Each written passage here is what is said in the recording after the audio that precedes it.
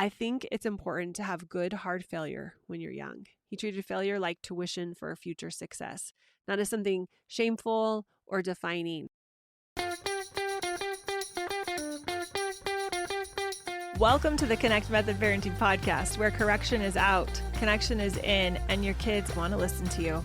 I'm Andy Martineau, creator of Connect Method Parenting, here to help you stay calm, confident, and connected no matter what. Hey, everybody. Welcome back to the podcast. So happy to be here with you today. And today is kind of special because I'm trying something new on the podcast. We're going to kick off a special 3-part mini series all about building self-confidence as a parent. Because the truth is, one, you need self-confidence as a parent so that you can be the parent you want to be. And you can't criticize, beat yourself up, critique your way into being a better parent. You can't. You've tried, it doesn't work. When you look at the neuroscience behind it, it doesn't work. We're going to talk about it. And you absolutely need confidence, the real kind, not perfection, to create the connection you're craving. So we're going to dive into why self-confidence matters more than almost anything else I talk about, and why self-criticism keeps us stuck. It's absolutely critical for every parent to have self-confidence. I don't know that we understand this as such a critical component of the parenting pillars, so to speak. We have to have this as our foundation. But before we jump in, and I'm going to get to all of the self-confidence stuff, I want to thank all of the amazing feedback I've gotten on the last few episodes. Your messages about how you're implementing these ideas with your children truly make my day. So thank you all. If you're new here, welcome to my therapy session that I've cleverly disguised as a podcast. And I'm working through stuff on my own all of the time. And so, I bring it up. Whatever's coming up for me, I bring it up on here. I talk about how I've gone through it, what I've learned, why I think it's so crucial. As a mom of 6 kids, I am trying to always be evolving and growing so I can be the best parent possible. That's my number 1 goal. And then my number 2 goal is to be the best wife. Maybe they're flipped. I don't know. 1 and 2 tied. The third is to get this out to all of you. That's one of my top goals, is to get this out to all of you and why I do what I do. So here I am talking about all the things that I've disguised as a podcast episode. Welcome to Inside My Brain. This show, this podcast, is all about helping you create the kind of connected relationship you want with your kids that makes parenting both simpler and more joyful. So I was talking with a mom last week. Let's call her Overwhelmed Olivia. I know all of us can relate. And she said something to me that broke my heart. She said, "I'm not able to give my children what they need." This sentiment shows up in so many different ways with the parents I work with. Sometimes they'll say it like this: "I'm not enough. I don't have what it takes. I'm going to screw them up. I have no idea what I'm doing." Especially when a new parent comes in and starts working with me, they'll have a lot of these ideas in their head. And these beliefs feel so true. And sneakily, they might even feel helpful. Thinking, I don't have what it takes, or I'm going to screw up, might feel ironically helpful to get us to learn what we need to do. And that's not the case. But I get if in your brain, it feels like you need to hold on to those beliefs because they're somehow going to help you get out of those beliefs. That's not how it works. That is how our brain thinks it's going to work. We think being hard on ourselves keeps us accountable. But when this client that I'm calling Overwhelmed Olivia told me this, I asked her, what would happen to your life? Who would you be for your kids if you didn't believe that you were not able to give them what they needed? What if, stay with me here, you're actually exactly what they ordered, what they need for their growth and for your growth? What if nature knows what it's doing and nothing has gone wrong here, even in our insufficiencies, even in our doubts and our stumbles and our falls? What if that still is something we can trust in, the bigger picture, the divine plan, you could call it? And we spent some time brainstorming how she would feel in her body, how she would show up differently, and how she would handle challenging scenarios with her children if she believed she could handle it, that she was figuring it out.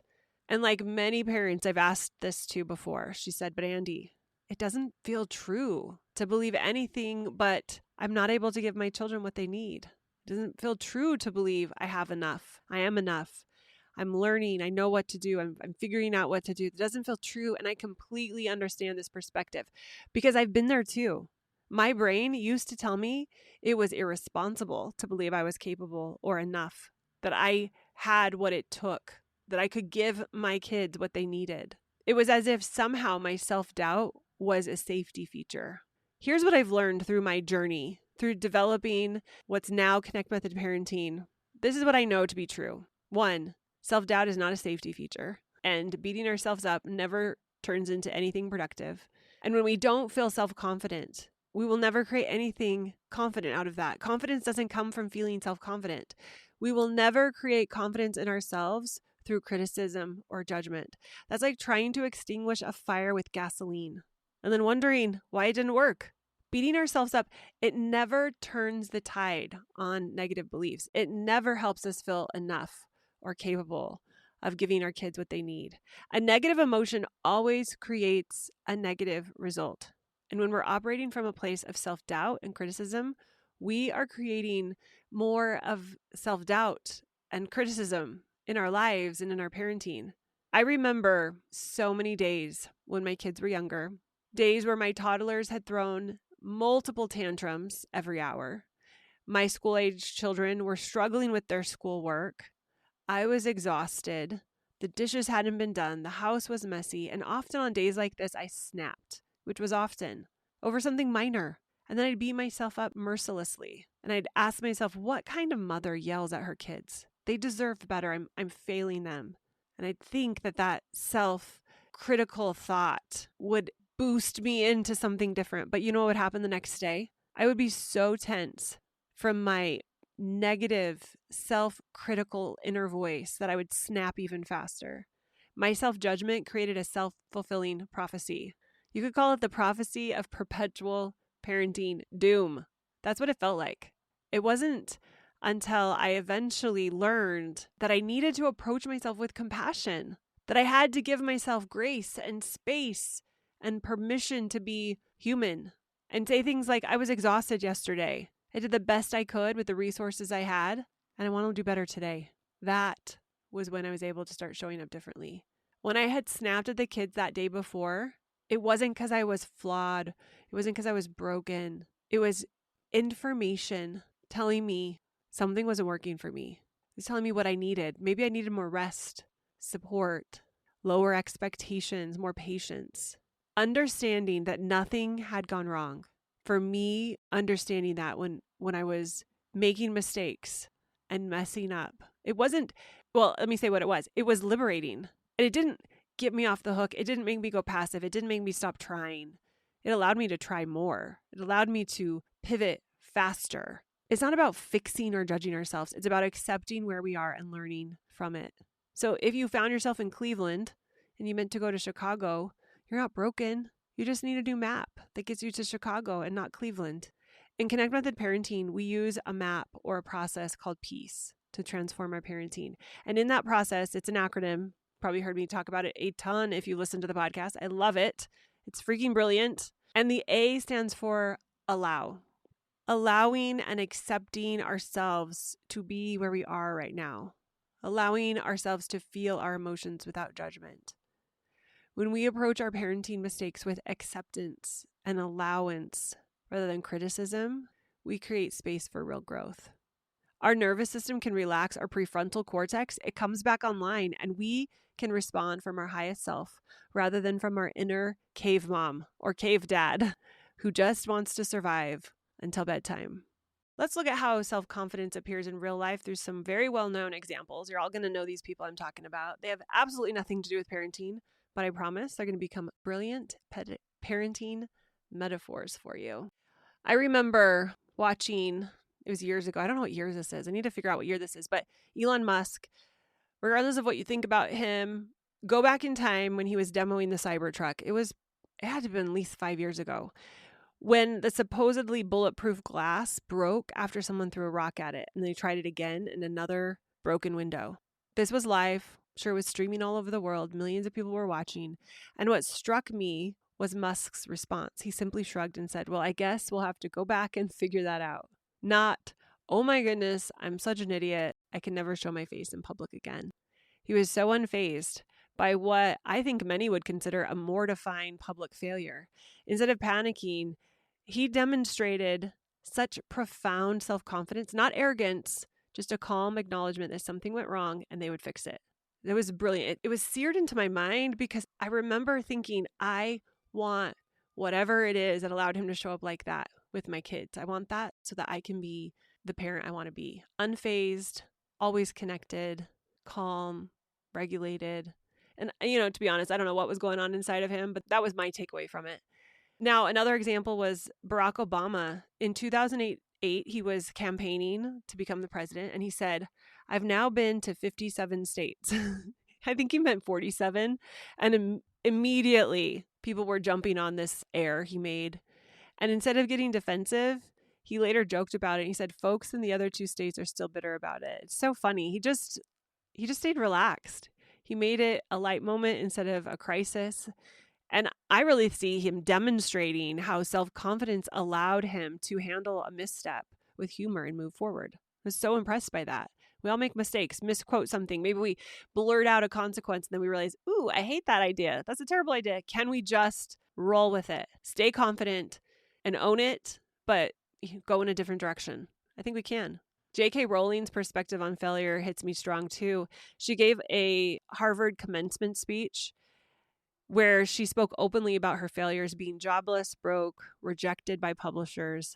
And rather than framing these as shameful experiences, she powerfully stated, rock bottom became the solid foundation on which I rebuilt my life. She wasn't embarrassed by failing. She was matter of fact and even proud of learning from it. And to me, this illustrates how self-confident people view setbacks as valuable information rather than personal defects. Then there's Jeff Bezos. He decided that they were a pretty successful company. So Amazon spent several $1 million developing Fire phones, which I can't even remember what they look like. It didn't work. It totally flopped. And instead of hiding this from the public, Bezos said, if you're going to take bold bets, they're going to be experiments. And if they're experiments, you don't know ahead of time if they're going to work.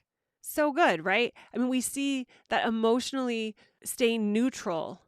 Like when he was able to stay emotionally neutral towards this failure, he was able to gain self-confidence from it. Seeing setbacks as simply part of the innovation process, not anything negative about him.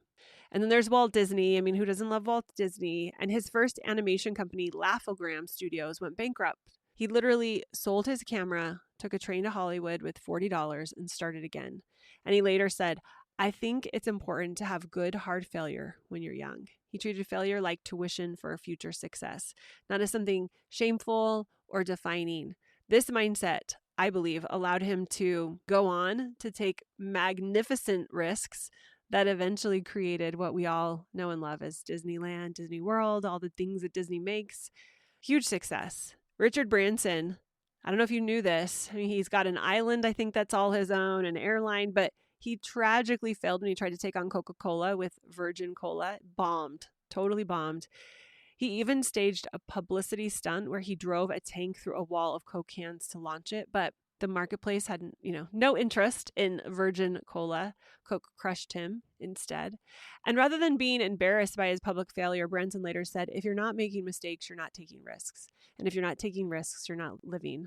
His zero embarrassment, his full ownership of both his successes and his failures, I think exemplify the kind of self-confidence all of us need as parents, the kind of self-confidence that is more focused not on perfection, but on a commitment of growth and learning.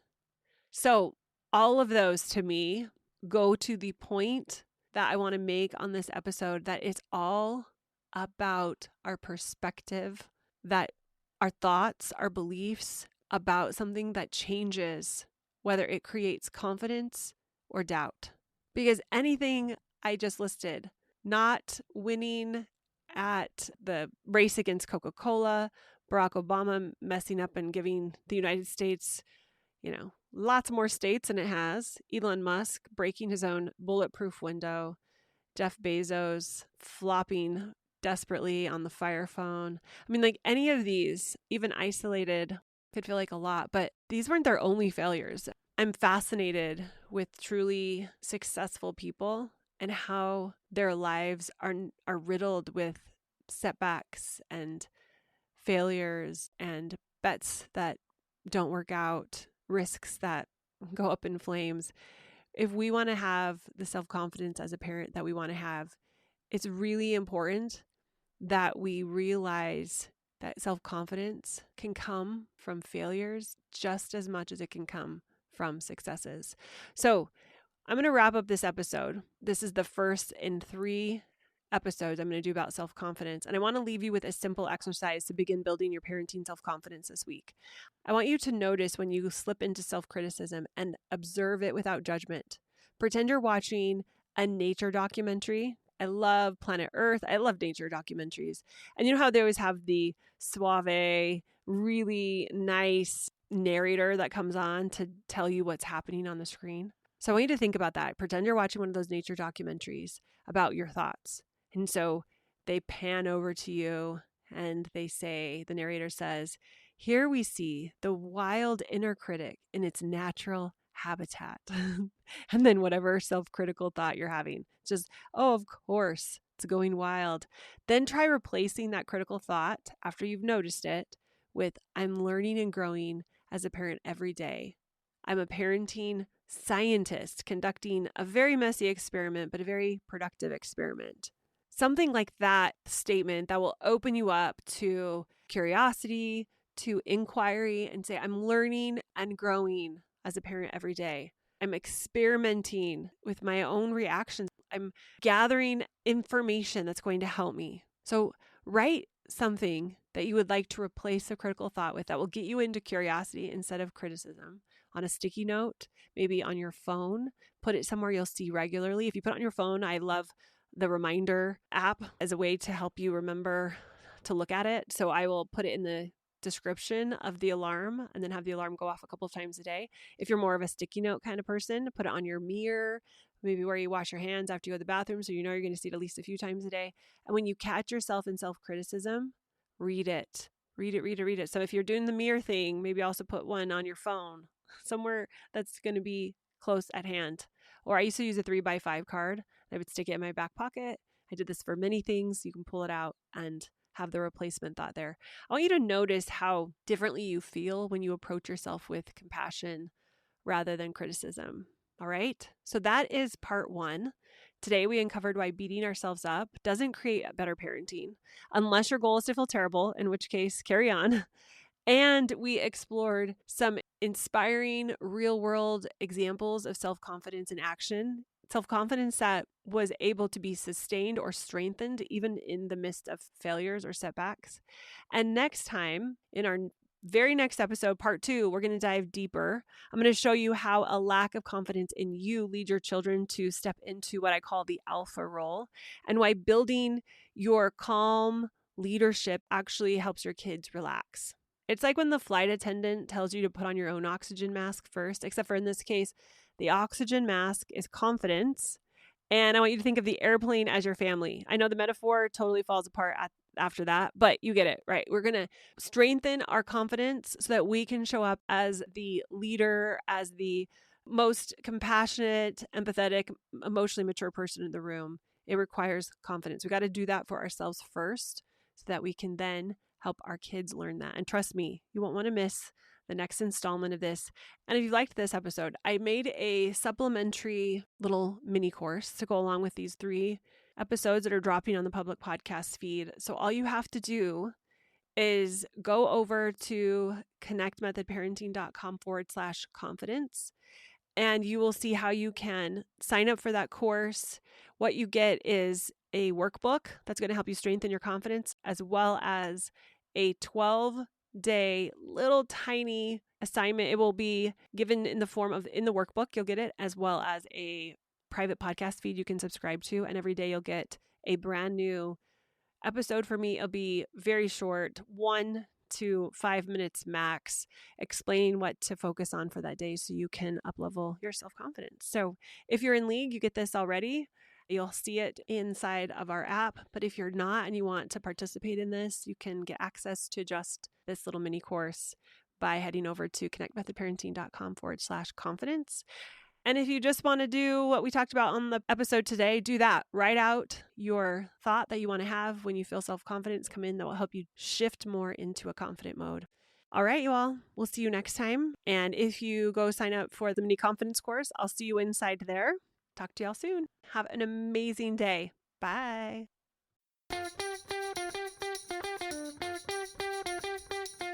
Thanks so much for listening, you all.